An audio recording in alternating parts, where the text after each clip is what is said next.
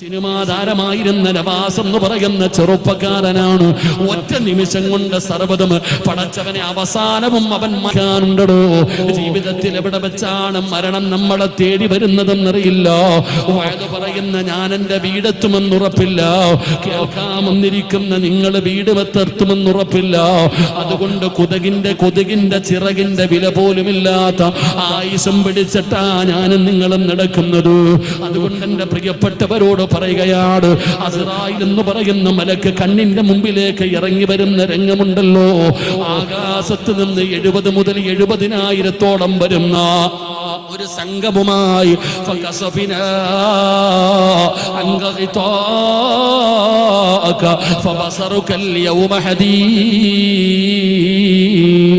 ആകാശലോകത്ത് നിന്ന് 70,000 വരുന്ന ഒരു സൈന്യവുമായി അസ്റായിൽ നിന്റെ കണ്ണിന്റെ മുമ്പിലേക്ക് ഇറങ്ങി വരുമ്പോ ആ രംഗം മനോഹരമാക്കടാ ചെറുപ്പക്കാരാ. അല്ലാഹുവിന്റെ മലക്കുകൾ വന്നിട്ട് നിന്നോട് പറയണം, ഇന്നല്ലദീന ഖാലൂ റബ്ബുനല്ലാഹ് സുമ്മ ഇസ്തഖാമൂ തതനസ്സലു അലൈഹിമുൽ മലായിക അല്ലാ തഖാഫൂ വലാ തഹ്സനൂ വഅബ്സിറൂ ബിൽ ജന്നാ.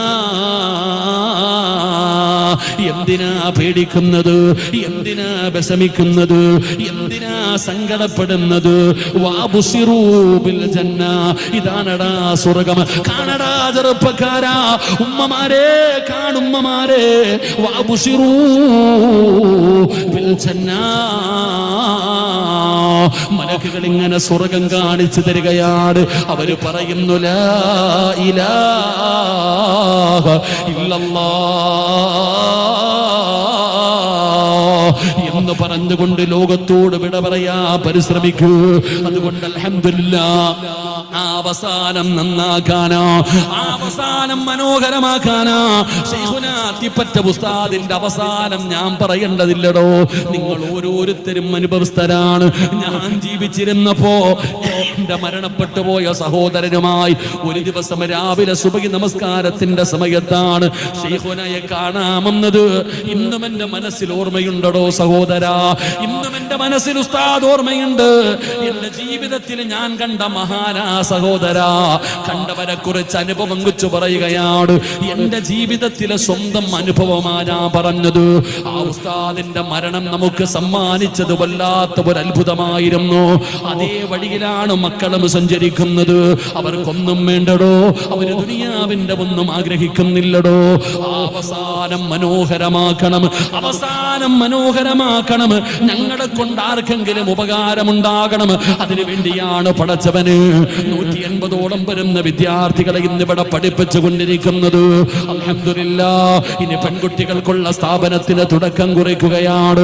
രോഗികളായ ആരുമില്ലാതെ പ്രയാസപ്പെടുന്നവരെ ചേർത്ത് പിടിക്കുകയാണ്. അതിന് തുടക്കം കുറിക്കാൻ പോവുകയാണ്. എന്റെ പ്രിയപ്പെട്ടവരെ, നമ്മളും അതിന്റെ ഒപ്പം കൂടണ്, നമ്മളും അതിന്റെ ഒപ്പം കൂടണ്. നമ്മളെ കൊണ്ട് എന്തെല്ലാം ചെയ്യാൻ കഴിയുമോ നമ്മൾ കൊടുക്കാൻ തയ്യാറായാൽ പേര് വിളിച്ചു പറയില്ല, ഫ്ലെക്സ് വെക്കില്ല, പരസ്യം ചെയ്യൂല, സ്റ്റേജിൽ ഇരുത്തൂല. എന്നാ അല്ലാഹു തരുന്ന പ്രതിഫലം എന്തെന്നറിയുമോ? നാളെ ഇസ്രാഫീൽ എന്ന് പറയുന്ന മലക്ക് സൂർ എന്ന് പറയുന്ന കാഹളത്തിന് രണ്ടാമത് മൂതുമ്പോ അതാ അത്തിപ്പറ്റ പള്ളിയുടെ ഖബർസ്ഥാനിൽ നിന്ന് എഴുന്നേറ്റ് വരുന്ന ഒരു ദിവസമുണ്ടല്ലോ. പട്ടിയുടെയും പന്നിയുടെയും കഴുതയുടെയും പേപ്പട്ടിയുടെയും നടന്നു വരുന്നവർ, ഇടഞ്ഞു വരുന്നവർ, മുഖത്ത് മാംസമില്ലാത്തവർ, കുഷ്ഠരോഗികളെ പോലെ വരുന്നവർ, മലദ്വാരത്ത് കൊടികുത്തി വെച്ച് വരുന്നവർ, നാക്ക് പേപ്പട്ടിയെ പോലെ നീക്കി വരുന്നവർ, ഇതുപോലെ ജനങ്ങൾ മുഴുവനും മുടുതുണിയില്ലാതെ ഖബറിനകത്ത് നിന്ന് എഴുന്നേറ്റ് വരുന്ന ദിവസം അല്ലാഹുവിന്റെ കോടതിയിലേക്ക് കടന്നു വരുമ്പോ ചെമ്പിന്റെ തറയിലാ ചെറുപ്പക്കാരാ, അതാ പെങ്ങളെ തലയുടെ ഒരു ചാട് മുകളിൽ കഥാ സൂര്യൻ ഇങ്ങനെ ഉദിച്ചു നിൽക്കുകയാണ്. സിറാജിന്റെ ഒരു ചാട് മുകളില്, എന്റെ തലയുടെ ഒരു ചാട് മുകളിലാണ് സൂര്യൻ നിൽക്കുന്നത്. സിറാജ് പേടിച്ച് വിറച്ചുകൊണ്ട് അല്ലാഹുവിന്റെ കോടതിയിൽ ചെമ്പിന്റെ തറയിൽ ഇങ്ങനെ തലതാട്ടി പിടിച്ചു കരഞ്ഞുകൊണ്ട് നിൽക്കുന്നതാണ് മഹ്ശറ. അന്നൊരാളും ഉണ്ടാകില്ല ചെറുപ്പക്കാരാ. നഫ്സി നഫ്സി, എല്ലാവർക്കും ഒന്ന് സ്വന്തം കാര്യമാ. യാ വൈലതാ യാ ഹസ്രതാ എന്റെ നാശമേ എന്റെ നാശമേ എന്ന് പറഞ്ഞുകൊണ്ട് ഞാനും നിങ്ങളും കരയുന്ന ദിവസമാണ് ബശറാ. പടച്ചവരേ, യൗമ യഫിറുൽ മർഉ മിൻ അഖീഹി വഉമ്മിഹി വഅബീഹി വസ്വാഹിബതിഹി വബനീഹി. വാപ്പയ്ക്ക് വേണ്ട, ഉമ്മയ്ക്ക് വേണ്ട, ഭാര്യയ്ക്ക് വേണ്ട, മക്കൾക്ക് വേണ്ട, കൂടപ്പറപ്പിന് വേണ്ട, 10 മാസം ഗർഭം ചുമന്ന് മരണവേദനയുടെ വേദനയെന്ന് പ്രസവിച്ച മക്കള് പടച്ചറപ്പിനെ നോക്കിയിട്ട് അല്ലാഹുവോട് പറയുന്ന ചെമ്പിന്റെ തറയിൽ നിന്നിട്ട് കാല് പൊള്ളുന്നു റബ്ബേ, എന്റെ ഉമ്മാനെ ഒന്നും മലത്തി കടത്തി തരുവോ അല്ലാഹ്, കാല് പൊള്ളുന്നു റബ്ബേ, എന്റെ ഉമ്മയുടെ നെഞ്ചത്ത് കയറി ഞാനൊന്ന് നിൽക്കട്ടെ അല്ലാഹ്. പടച്ചവന്റെ അദാബുകൾ കൊണ്ട് നിറച്ച നരകത്ത് 70,000 ചങ്ങലയിൽ കെട്ടിക്കെട്ട് വലിച്ചടച്ചു കൊണ്ടുവരുന്ന രംഗം കാണുമ്പോ ഉപ്പാ ഉപ്പാ എന്ന് പറഞ്ഞ് കൈപിടിച്ച് സ്നേഹം നടിക്കുന്ന നമ്മുടെ പൊന്നുമക്കളുണ്ടല്ലോ, അവരല്ലാഹുവോട് പറയുകയാ, വാപ്പാടെ നന്മ മുഴുവനും എടുത്ത് എനിക്കിതാ അല്ലാ, എന്റെ പാപം മുഴുവനും ഉപ്പാടെ തലയിൽ കെട്ടിവെച്ചിട്ട് ഉപ്പാനെ നരകത്തിലേക്ക് എറിഞ്ഞോ അല്ലാ, എനിക്ക് സ്വർഗം തരണേ എന്ന് പറയുന്ന മക്കൾ വരുന്നത് മസ്സറയിലാ. ആരാര് സഹായിക്കാറില്ലാതെ ആ ചെമ്പിന്റെ തറയിൽ കിടന്ന് ആ ചെമ്പിന്റെ തറയിൽ നിന്നിട്ട് ഞാനും നിങ്ങളും കരയുമ്പോ മക്കളെ, ഒരു വിഭാഗം ഖബറിനകത്ത് നിന്ന് എഴുന്നേറ്റ് വരികയാ. അവരാരാണെന്നറിയോ? അവര് ഖുർആൻ പഠിച്ചവരല്ല, ഹാഫിളീങ്ങളല്ല, ആലിമീങ്ങളല്ല, ഹജ്ജ് ചെയ്തവരല്ല, ഉംറ ചെയ്തവരല്ല. പിന്നെ ആരാണെന്നറിയോ? അവർക്ക് പേടിയില്ലടോ, അവർക്ക് സങ്കടമില്ലടോ, അവർക്കൊരു പേടിയും വേണ്ടെന്ന് ഞാനല്ല പറഞ്ഞത്, അല്ലാഹുവാ. അല്ലാഹുവാണ് പറഞ്ഞത്, അവര് പേടിക്കണ്ട. വയുതഇമൂന ത്വആമ അലാ ഹുബ്ബിഹി മിസ്കീനൻ വയതീമൻ വഅസീറാ ഇന്നമാ നുത്ഇമുകും ലിവജ്ഹില്ലാഹ്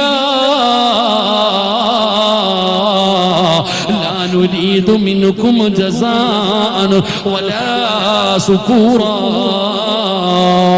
ഇന്നാ നഖാഫു മിൻ റബ്ബിനാ യൗമൻ അബൂസൻ ഖംതരീറാ ഫവകാഹുമുല്ലാഹു ശർറ ദാലികൽ യൗം. അല്ലാഹു പറയുന്ന പ്രതിഫലമാ ചെറുപ്പക്കാരാ, ഇന്ന് നിങ്ങൾ ഇവരുടെ കൂടെ കൂടിയാൽ പടച്ചവനെ 2 ദിവസം കഴിഞ്ഞിട്ട് ഇവിടെ തറക്കല്ലിടുമ്പോ ഈ സ്ഥാപനത്തിന്റെ കൂടെ നിങ്ങളും കൂടിയാൽ, നിങ്ങളെ കൊണ്ട് ചെയ്യാൻ കഴിയുന്ന സഹായം ചെയ്താൽ, നിങ്ങളെ ശരീരം കൊണ്ട്, സമ്പത്ത് കൊണ്ട്, ദുആ കൊണ്ട് നിങ്ങളും പിന്തുണയ്ക്കണം സഹോദരാ.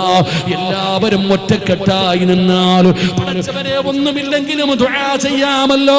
പടച്ചവനെ ഈ പ്രസ്ഥാനമൊന്ന് നല്ല രീതിയിലൊന്ന് പരിശ്രമിക്കാറ്, ഇത് നല്ല രീതിയിലൊന്ന് ആയിത്തീരാറ്, ഒരു ദുആ കണ്ടെങ്കിലും നിങ്ങളെ കൂടെ നിന്നാ അല്ലാഹു നിങ്ങൾക്ക് ഓഫർ ചെയ്യുന്ന പ്രതിഫലം എന്തെന്നറിയോ?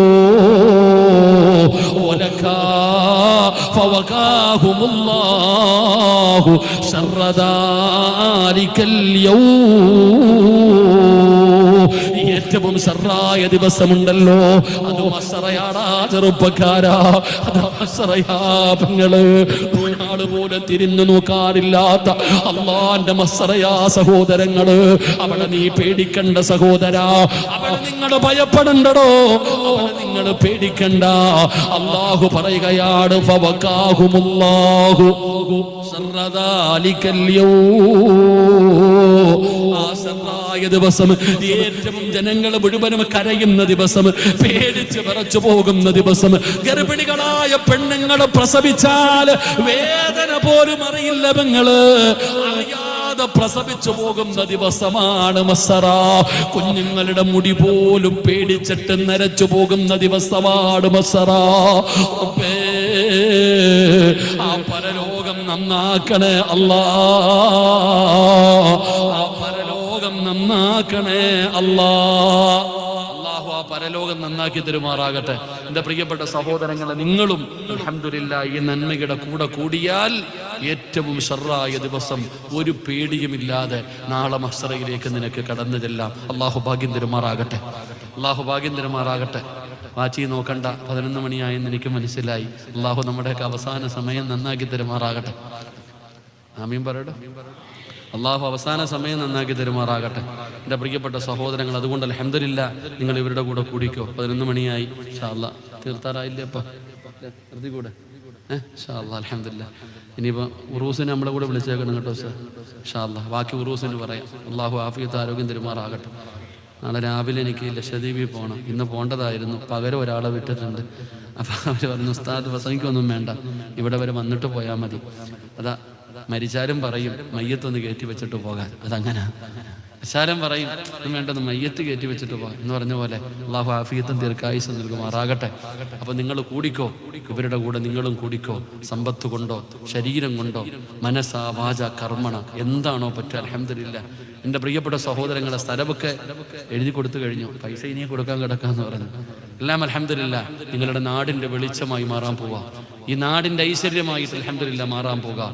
അങ്ങനെയുള്ള വലിയ ഒരു ലക്ഷ്യമാണ് ഉസ്താദിൻ്റെ മക്കൾ അൽഹംദുലില്ലാ അവരുടെ മനസ്സിലുള്ളത്. അള്ളാഹു സാധിപ്പിച്ചു കൊടുക്കുമാറാകട്ടെ.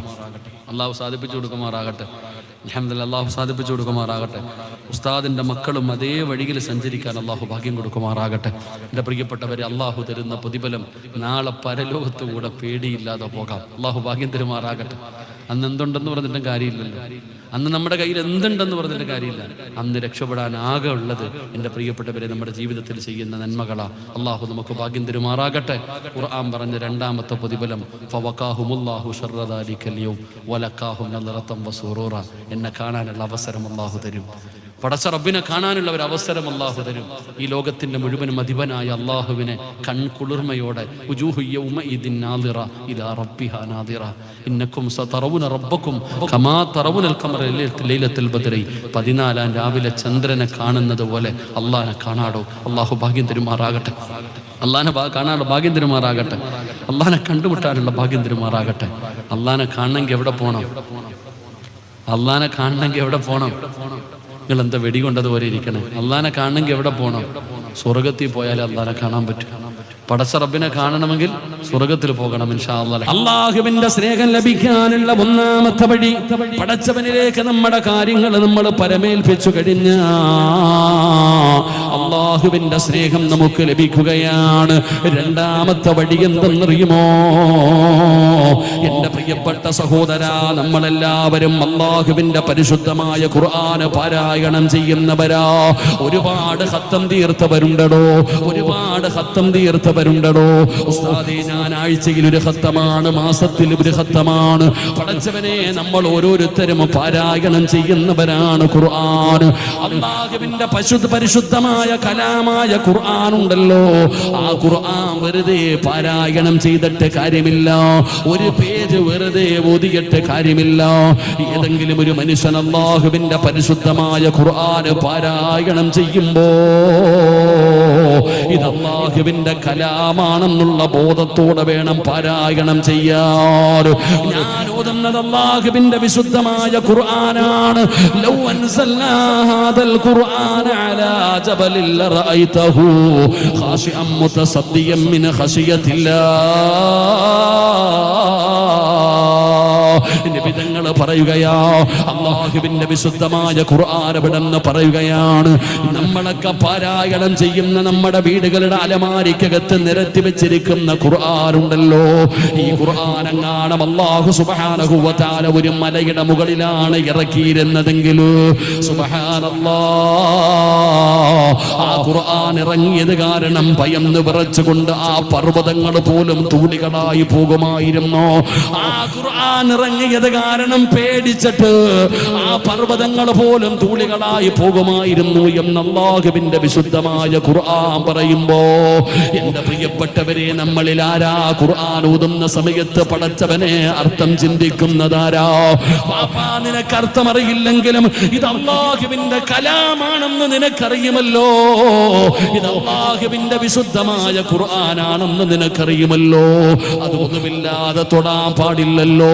അത് അതോടെ കൂടെ വേണം പാരായണം ചെയ്യാറ്, അത് ഖിബലയുടെ നേരെ ഇരുന്ന് വേണം പാരായണം ചെയ്യാറ്.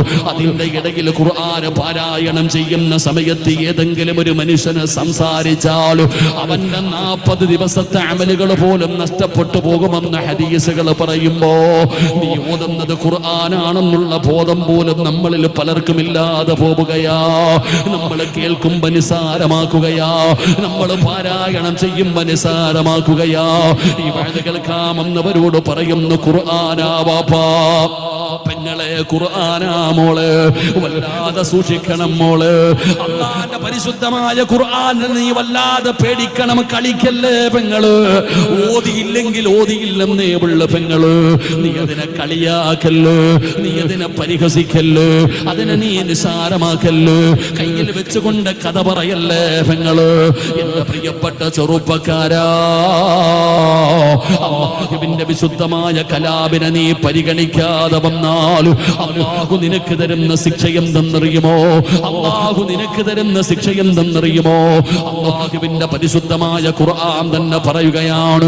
നമ്മൾ പലരെയും കാണുമ്പോ ചോദിക്കാറുണ്ടല്ലോ, ഇവനെന്തേ ഇങ്ങനെയായി പോയത്? കള്ള് കുടിക്കുന്നില്ലേ, വ്യഭിചരിക്കുന്നില്ലേ, പലിശ തിന്നുന്നില്ലോ, സ്വന്തം മക്കളെ തല്ലിക്കൊല്ലുന്ന മക്കളെ കാണാറുണ്ടല്ലോ, ഉമ്മാനെ തല്ലുന്ന മക്കളെ കാണാറുണ്ടല്ലോ, കൊലപാതകങ്ങൾ നടത്തുന്നവരെ കാണാറുണ്ടല്ലോ. എന്തെല്ലാം ഉപദേശങ്ങൾ കൊടുത്തു, എന്തെല്ലാം ഉപദേശങ്ങൾ കൊടുത്തു, എത്ര വഅദ് കൽപ്പിച്ചു സഹോദരാ. കളിയാക്കുന്നടോ, പരിഹസിക്കുന്നടോ. ഇന്നത്തെ യുവതലമുറയുടെ ജീവിതം ഞാനും നിങ്ങളും ഒന്ന് നോക്കടോ. ഈ ഉമ്മത്തിനെ പോലെ അഹങ്കാരം കാണിക്കുന്ന വേറെ ഏത് സമുദായമാ ലോകത്തുള്ളത്? എന്റെ പ്രിയപ്പെട്ടവരെ, പരിഹാസമാണ്. ഉസ്താദന്മാരെ കളിയാക്കുകയാ, ഉസ്താദന്മാരെ പരിഹസിക്കുകയാണ്, പള്ളിയിലെ ഇമാമുമാരെ പരിഹസിക്കുകയാണ്. ഈ മുസ്ലിം ഉമ്മത്തിന്റെ അനുയായികൾ തന്നെ ചാനലിനകത്ത് കയറിയിരുന്നിട്ട് അല്ലാഹുവിന്റെ ദീനിനെ നാണം കെടുത്തുകയാണ്. ഫേസ്ബുക്കിലൂടെ ഇൻസ്റ്റാഗ്രാമിലൂടെ ഉസ്താദന്മാരെ ട്രോളുന്ന ചെറുപ്പക്കാരുടെ കാലമാ. ഇന്നത്തെ യുവതലമുറ വല്ലാത്തൊരവസ്ഥയിലാണോ. അവർക്ക് പരലോകത്തെ വിശ്വാസമില്ലടോ, അവർക്ക് നരകമുണ്ടെന്ന് വിശ്വസിക്കുന്നില്ല. നമ്മൾ പേടിക്കേണ്ട ഒരു കാര്യമാണ്. കള്ളം, കഞ്ചാവും, മയക്കുമരുന്നും മാത്രമല്ല, എല്ലാവരും കള്ളിനെ കുറിച്ച് പറയുന്നു, കഞ്ചാവുകളെ കുറിച്ച് പറയുന്നു, ലഹരിക്കെതിരെ പ്രതിജ്ഞയെടുക്കുന്നു. പള്ളികളും മദ്രസകളും പോലും പടച്ചവനെ ലഹരിക്കെതിരായ ഉപയോഗത്തിന്റെ ഭവിഷ്യത്തുകളെ കുറിച്ച് പറഞ്ഞു കൊടുക്കുന്നു. എല്ലാവരും അതിന്റെ പുറകിൽ നടക്കുമ്പോ അതിനേക്കാളും വലിയ ഒരു നാശം നീ ഉമ്മത്തിനെ തേടി വന്നിരിക്കുകയോ.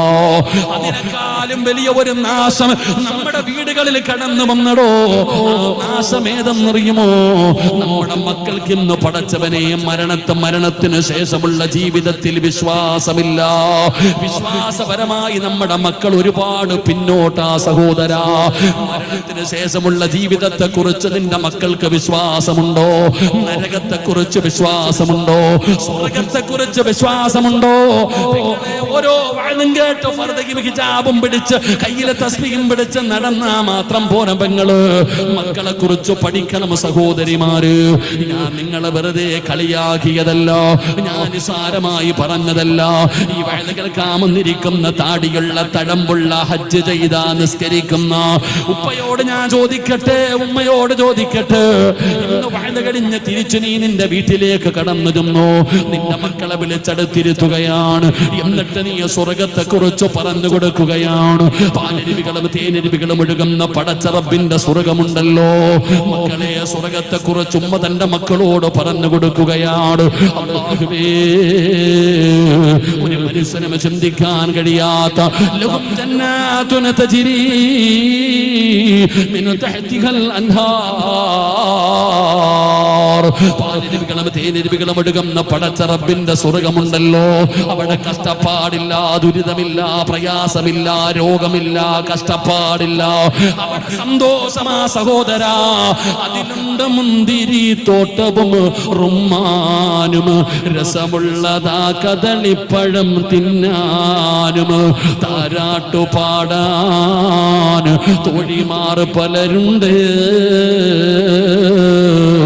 കൈമുട്ടുവാൻ ചില ദാസിമാർ വരവുണ്ട്. മണിയില്ല റബ്ബേ വാങ്ങുവാനാ വീട്, കൊതിയുണ്ട് വല്ലാതെപ്പോഴും അതിനോട്.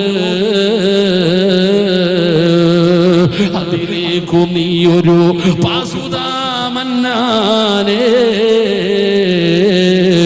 അതു നിന്റെ പക്കൽ മാത്രമാഹന്നാനേ. നമ്മുടെ ജീവിതത്തിന്റെ ഏറ്റവും വലിയ അഭിലാഷമാണ് സ്വർഗം. ആ സ്വർഗത്തിന് വേണ്ടിയാണോ നമ്മൾ കഷ്ടപ്പെടുന്നത്? ആ സ്വർഗത്തിന് വേണ്ടിയല്ലേ ഉറക്കമിടിച്ച് ഇവിടെ വന്നിരിക്കുന്നത്?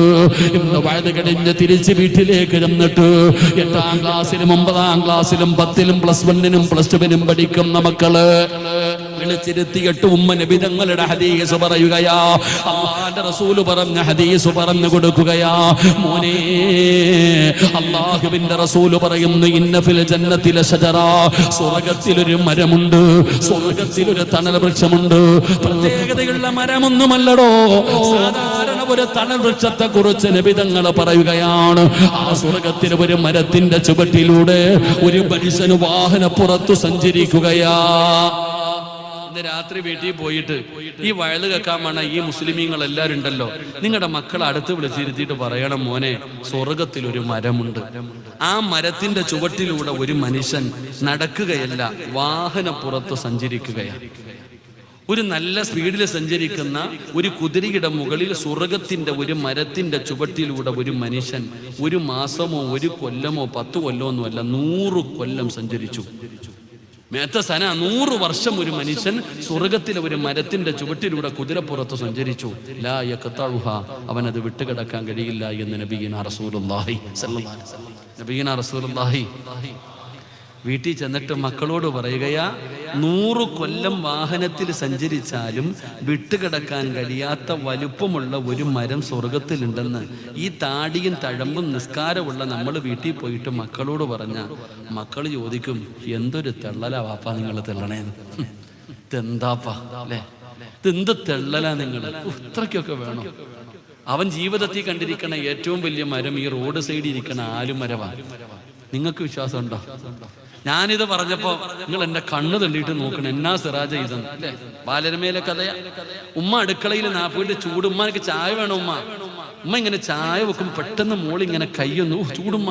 മോളെ, ഇത് നരകത്തിലെ തീയുടെ 70 അംശമേ ഉള്ളൂ. ഈ തീ നരകത്തിലെ തീയുടെ 70 അംശമേ ഉള്ളൂ. അപ്പോൾ ഇങ്ങനെ ഉമ്മാനെ നോക്കിയിട്ട് ചിരിക്കണുണ്ട്. എന്താപ്പാ ഇത്? അല്ലാഹു നമ്മളെ കാത്തിരക്ഷിക്കുമാറാകട്ടെ. അല്ലാഹു നമ്മുടെ മക്കളെ കാത്തിരക്ഷിക്കുമാറാകട്ടെ. നമ്മുടെ മക്കളുടെ അവസ്ഥയാണോ ഇത്? അവർക്കിതിലൊന്നും വിശ്വാസമില്ലടോ, ഇതൊക്കെ ചുമ്മാതാന്നാ പറയണേ. ഒരു പെൺകുട്ടി നടന്നു പോകുമ്പോ കാലെന്ന് തട്ടി, അപ്പൊ കളിയാക്ക സ്വർഗത്തെ കുറിച്ച് അരച്ചൊക്കെ ട്രോളുന്ന കാലവാ. അപ്പൊ നമ്മൾ വല്ലാതെ ഭയപ്പെടുന്ന നമ്മുടെ ഇന്നത്തെ കുട്ടികളെ കുറിച്ച് അല്ലാഹു നമ്മുടെ മക്കളെ ദീനീ ബോധമുള്ള മക്കളാക്കി തരുമാറാകട്ടെ. എന്നിട്ട് ഇങ്ങനെ ഓരോന്നും പറയുന്നത് കാണുമ്പോ നമ്മൾ ചിന്തിക്കുക, എന്താ അല്ല ഇവൻ ഇങ്ങനെ ആയിപ്പോയെ, എന്തേ അല്ല പ്രായമായി മനുഷ്യൻ, മുടി നരച്ചു, ഉപ്പാന് രോഗങ്ങളായി, ഉപ്പാന്റെ കൂടപ്പുറപ്പ് വരെ കബറിൽ പോയി, കൂടെ പഠിച്ചവരൊക്കെ പോയി, എന്നിട്ട് ഉപ്പ എന്തിങ്ങനെ ആയിപ്പോയെ? അതിനൊരു കാരണമുണ്ടോ? ഖുർആൻ. നിങ്ങൾ കളിക്കരുത് ഖുർആനിനോട്. ഖുർആൻ കളിയാക്കേണ്ട സാധനമല്ല, അതിന് കൊടുക്കേണ്ട ബഹുമാനവും ആദരവും കൊടുക്കണം. കേട്ടാ പോലും, ഓതുന്നല്ല, ഓതുന്നത് കേൾക്കുന്നവൻ പോലും അതിനെ പരിഗണിക്കണം. അങ്ങനെ പരിഗണിച്ചില്ലെങ്കിൽ അല്ലാഹു തരുന്ന ശിക്ഷ എന്താ? വഇൻ തദഊഹും ഇലൽ ഹുദാ ഫലയഹ്തദു ഇദൻ അബദ. അല്ലാഹു നമ്മളെ കാത്തിരക്ഷിക്കുമാറാകട്ടെ. ഉറക്കപ്പുറം അല്ലാഹു നമ്മളെ കാത്തിരക്ഷിക്കുമാറാകട്ടെ. അല്ലാഹുവിന്റെ വിശുദ്ധമായ ഖുർആൻ, ഫമൻ അദ്ലമു മിമ്മൻ ദുക്കിറ ബിആയാതി റബ്ബി, അല്ലാഹു പറയാ, പരിശുദ്ധമായ ഖുർആൻ പറയുന്നു, വഇൻ തദഊഹും ഇലൽ ഹുദാ ഫലയഹ്തദു ഇദൻ അബദ. അവന്റെ ഹൃദയത്തിന്റെ അകത്തേക്ക് പിന്നെ ഒരു കാലത്തും ഹിദായത്തിന്റെ വെളിച്ചം പിന്നെ കേറൂല, ഈമാനിന്റെ പ്രകാശം അവന്റെ ഹൃദയത്തിൽ കേറൂല. അല്ലാഹു നമ്മളെ കാത്തിരക്ഷിക്കുമാറാകട്ടെ. എടോ, നിങ്ങൾ എത്ര വഅദ് പറഞ്ഞാലും എന്തെല്ലാം പറയും, എന്റെ പൊന്നുസ്താദ്, നിങ്ങൾ വഅദ് പറഞ്ഞു നിങ്ങളുടെ തൊണ്ടയിലെ വെള്ളം പറ്റണല്ലാതെ നിങ്ങൾ മാറില്ല. എന്തേ കാരണം? ഉമ്മ, നീ കരഞ്ഞാലും നീ ഇനി എന്തൊക്കെ പറഞ്ഞാലും, കാരണം ഖുർആൻ തന്നെ പറയാ, വഇദ് ഖാല മൂസാ ലിഖൗമിഹി യാ ഖൗമി ലിമ തുദൂനനി വഖദ് തഅലമൂന അന്നി റസൂലുള്ളാഹി ഇലൈക്കും ഫലമ്മാ സാഗു അസാ അല്ലാഹു ഖുലൂബഹും വല്ലാഹു ലാ യഹ്ദിൽ ഖൗമൽ ഫാസിഖീൻ. അല്ലാഹു ചെവി അടച്ചു വെച്ചു കഴിഞ്ഞു. നിന്റെ മക്കളുടെ ചെവി അല്ലാഹു അടച്ചു, ഹൃദയം അല്ലാഹു അടച്ചു, സീരി വെച്ചു. പിന്നെ എങ്ങനെ കേറാനാ? അല്ലാഹു പറയാ, ഫലമ്മാ സാഗു അസാ അല്ലാഹു ഖുലൂബഹും വല്ലാഹു ലാ യഹ്ദിൽ ഖൗമൽ ഫാസിഖീൻ. അല്ലാഹു ചെവി അടച്ചു, ഹൃദയം സീല് വെച്ചു, പിന്നെ എങ്ങനെ നന്നാകാൻ? അള്ളാഹു എഴുതി തള്ളിക്കളയും സഹോദരങ്ങളെ. ഖുർആനിന് കൊടുക്കേണ്ട സ്ഥാനം കൊടുത്തില്ലെങ്കിൽ ഖുർആനിനെ കുറിച്ച് നമ്മൾ പഠിക്കണം. ഖുർആനെ നമ്മൾ വെട്ടുകടിക്കുമ്പോൾ അതിന്റെ ഓരോ ആയത്തുകളും നമ്മുടെ ജീവിതത്തിൽ നമ്മൾ പഠിക്കണം. മുത്തഅല്ലിമീങ്ങളൊക്കെ പഠിക്കണം. ഞാൻ ഈ അടുത്ത് ഉംറയ്ക്ക് പോയി, കഴിഞ്ഞ 2-3 ആഴ്ച മുമ്പ് ഞാൻ ഉംറയ്ക്ക് പോയി. ഞാൻ തായിഫിൽ പോയി. മഹാനായ ഇബ്നു അബ്ബാസ് റളിയല്ലാഹു തആല അൻഹുവിന്റെ ഖബർ സിയാറത്ത്. അപ്പോൾ ഇങ്ങനെ ഒരാളിങ്ങനെ പറഞ്ഞു കൊടുക്കുക, എൻ്റെ പ്രിയപ്പെട്ടവരെ, ഖുർആൻ പണ്ഡിതനാണ്, ഖുർആൻ പണ്ഡിതനാ. അദ്ദേഹം ഇങ്ങനെ പറഞ്ഞു കൊടുക്കുന്നുണ്ട്, മഹാനായ സയ്യിദുനാ ഉമർ ഇബ്നുൽ ഖത്താബ് റളിയല്ലാഹു തആല അൻഹു ഖുർആനിലെ ഒരു സൂറത്ത് പഠിക്കാൻ 12 കൊല്ലം എടുത്തു എന്നാ. അള്ളാഹു നമുക്ക് ഈമാൻ തരുമാറാകട്ടെ. ആമീൻ പറയടോ. എത്ര കൊല്ലം എടുത്തു? ഖുർആനിലെ ഒരു സൂറത്തിന്റെ അർത്ഥം പഠിക്കാൻ. ഞാൻ നോക്കുമ്പോൾ ഒരു തമിഴ്നാട്ടുകാരൻ ഇങ്ങനെ ഉംറയ്ക്ക് കൊണ്ടുവന്നവർക്ക് പറഞ്ഞു കൊടുക്കാം, ഉമർ ഇബ്നുൽ ഖത്താബ് റളിയല്ലാഹു തആല അൻഹു ഖുർആനിലെ ഒരു സൂറത്തിന്റെ അർത്ഥം പഠിക്കാൻ 12 കൊല്ലം എടുത്തു. ഞാൻ ജീവിതത്തിൽ മൊത്തവും പഠിച്ചത് 12 കൊല്ലം. അല്ലെ ചോദിക്കേ? ഇന്നത്തെ ഉസ്താദ് നമ്മളൊക്കെ 7 വർഷം 8 വർഷമൊക്കെ അല്ലേ? 8 വർഷം നമ്മളൊക്കെ, ഞാൻ ഹിഫ്ള് ഉൾപ്പെടെ പഠിച്ചത് 12 കൊല്ലം. ഉമർ തങ്ങൾ ഖുർആനിലെ ഒരു സൂറത്ത് പഠിക്കാനെടുത്ത കാലമാണ് ഞാൻ മൊത്തവും പഠിക്കാനെടുത്ത്. എൻ്റെ ഇൽമ അത്രേ ഉള്ളൂ. അള്ളാഹു മരിക്കോളം ഇൽമ പഠിക്കാൻ ഭാഗ്യം തരുമാറാകട്ടെ. അപ്പം നമ്മൾ അത്രത്തോളം ഖുർആനിനെ കുറിച്ച് പഠിക്കാനുണ്ടെന്ന് മനസ്സിലാക്കേണ്ടത്.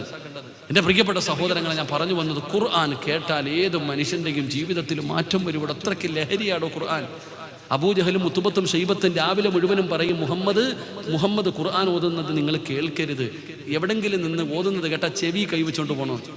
എന്നാൽ ഒരു ദിവസം രാത്രി നോക്കുമ്പോൾ നബിതങ്ങളുടെ വീടിൻ്റെ പരിസരത്ത് നിന്ന് നബിതങ്ങൾ ഖുർആൻ ഓതുന്നുണ്ട്. ഇങ്ങനെ നബിയുടെ വീടിൻ്റെ അടുത്ത് നിന്ന് രാത്രി ഇങ്ങനെ നോക്കുമ്പോൾ അബൂജഹലും മുത്തുബത്തൊക്കെ പരസ്പരം കണ്ടു. എന്താടാ ഇവിടെ വന്നത്? അളിയ, മുഹമ്മദ് ഖുർആൻ ഓതുന്നത് കേൾക്കാൻ നല്ല രസമാണ്, കേൾക്കാൻ വന്നതാ. എടാ നീ എന്തിനാ വന്നേ? ഞാനും കേൾക്കാൻ വന്നതാടാ. എടാ, നമ്മളല്ലേ രാവിലെ ജനങ്ങളോട് പറയുന്നത് ഇത് കേൾക്കാൻ പാടില്ല എന്ന്, എന്നിട്ട് നമ്മൾ തന്നെ വന്ന് ഇത് കേട്ടാലോ? തീരുമാനം എടുക്ക്, നാളെ മുതൽ വരില്ല എന്ന്. ഓക്കെ. പിറ്റേ ദിവസം രാത്രിയായപ്പോൾ രണ്ടുപേരും വന്നു. പിറ്റേ ദിവസം രാത്രി അതാ ഖുർആൻ. അത് കേൾക്കും തോറും വല്ലാത്ത ഹരമാണോ, വല്ലാത്തൊരു അനുഭൂതിയാ ഖുർആൻ. അത് മനുഷ്യന്റെ ഹൃദയത്തിലേക്ക് ആഴ്ന്നിറങ്ങും. ഏത് വൃത്തികെട്ടവനെയും നന്നാക്കണോ ഖുർആൻ. എത്ര വലിയ തരം താഴ്ന്ന ജീവിതം നയിക്കുന്നവനെയും ഖുർആൻ നന്നാക്കിയില്ലേ? എന്തേ കാക്ക നമ്മൾ നന്നാകാത്തെ? സയ്യിദുനാ ഉമർ ഇബ്നുൽ ഖത്താബ് റളിയല്ലാഹു തആല അൻഹു നന്നായത് ഒറ്റ 4 ആയത്ത് കേട്ടപ്പോഴല്ലേ. 4 ആയത്ത്. ഉമർ മുസ്ലിമായെന്ന് പറഞ്ഞപ്പോൾ അയൽവാസി പറഞ്ഞ മറുപടി എന്തെന്നറിയോ? ഒരാൾ ഉമർ മുസ്ലിമായെന്ന് പറഞ്ഞപ്പോൾ ഉമറിന്റെ അയൽവാസി പറഞ്ഞത്, എൻ്റെ വീടിന്റെ മുറ്റത്ത് കെട്ടിയിട്ടിരിക്കുന്ന കഴുത ഷഹാദത്ത് കലിമ പറഞ്ഞ് മുസ്ലിമായെന്ന് പറഞ്ഞാൽ ഞാൻ വിശ്വസിക്കും, ഉമർ മുസ്ലിമായെന്ന് പറഞ്ഞാൽ ഞാൻ വിശ്വസിക്കില്ല. എന്നാലോചിക്ക്. എടാ, എൻ്റെ വീടിന്റെ മുറ്റത്ത് കെട്ടിയിരിക്കുന്ന കഴുത മുസ്ലിമായി എന്ന് പറഞ്ഞാൽ ഞാൻ വിശ്വസിക്കാം, ഉമർ മുസ്ലിമായി എന്ന് ഖത്താബിന്റെ മകൻ ഉമർ മുസ്ലിമാകാണ്. ഇല്ല, ആ ഉമറാണ് സൂറത്തു ത്വാഹയുടെ 4 ആയത്തുകളാണോ ആ ഹൃദയത്തെ മാറ്റിക്കളഞ്ഞ്. ആ 4 ആയത്തുകൾ ഉമ്മമാര് പറയും കരയുന്ന മക്കളോട്, ഖത്താബിന്റെ മകൻ ഉമർ വരുന്നു, ശൈത്താൻ വരും നമ്മൾ പറയത്തില്ലേ, നിന്നെ പിടിച്ച് പ്രേതത്തിനോട് കൂടാന്ന് പറയുന്ന പോലെ ഖത്താബിന്റെ മകൻ ഉമർ വരുന്നു എന്ന് പറഞ്ഞ അപ്പ കരച്ചിൽ നിർത്തൂടോ? കരയുന്ന കുഞ്ഞുങ്ങൾ പോലും, ഉറങ്ങാത്ത കുട്ടികളെ ഭയപ്പെടുത്തിയിരുന്നത് ഉമറിന്റെ പേര് പറഞ്ഞിട്ടാ. ആ ഉമർ നന്നായത് ഖുർആൻ കേട്ടിട്ടാ. എന്തേ നമുക്ക് നന്നാകാൻ പറ്റാത്ത? എന്റെ പ്രിയപ്പെട്ട ചെറുപ്പക്കാരെ, എത്ര ആയത്തുകൾ കേൾക്കുന്ന മോനെ, എന്തേ നമ്മുടെ ജീവിതത്തിൽ മാറ്റം വരുത്താത്തത്? പഠിക്കണം, ഖുർആൻ പഠിക്ക്. അല്ലാഹുവിന്റെ പരിശുദ്ധമായ ഖുർആൻ എത്രയോ പേരെ നന്നാക്കിയല്ലോ. ഒരിക്കലും നന്നാകില്ല എഴുതി തള്ളിയ മനുഷ്യനാണ് മഹാനായ സയ്യിദുനാ ഉമർ ഇബ്നുൽ ഖത്താബ്. ആ ഉമറാണ് നബിതങ്ങളെ വെട്ടിക്കൊല്ലാൻ ഉരിപ്പിടിച്ച വാളുമായി കടന്നു പോകുമ്പോ ഒരാൾ പറഞ്ഞു, ഉമറെ, മുഹമ്മദിനെ കൊല്ലുന്നത് വരട്ടെ, ആദ്യം പോയിട്ട് സ്വന്തം വീട് നന്നാക്കടാ, നിന്റെ പെങ്ങള് മുസ്ലിമായിരിക്കുകയാണ്.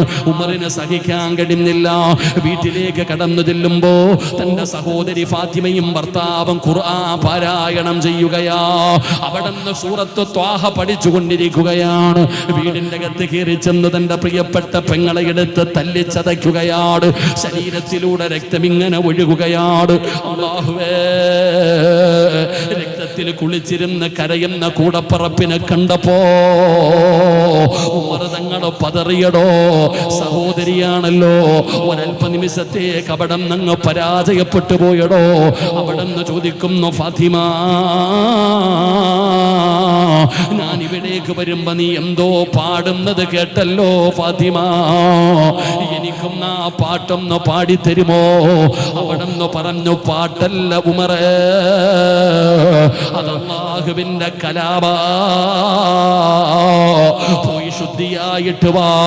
ഉമർ പോയി ശുദ്ധിയായിട്ട് തിരിച്ചു കയറി വന്നപ്പോ അല്ലാഹുവിന്റെ വിശുദ്ധമായ ഖുർആൻ സൂറത്തു ത്വാഹയങ്ങ് പാരായണം ചെയ്തു. ചെറുപ്പക്കാരാ,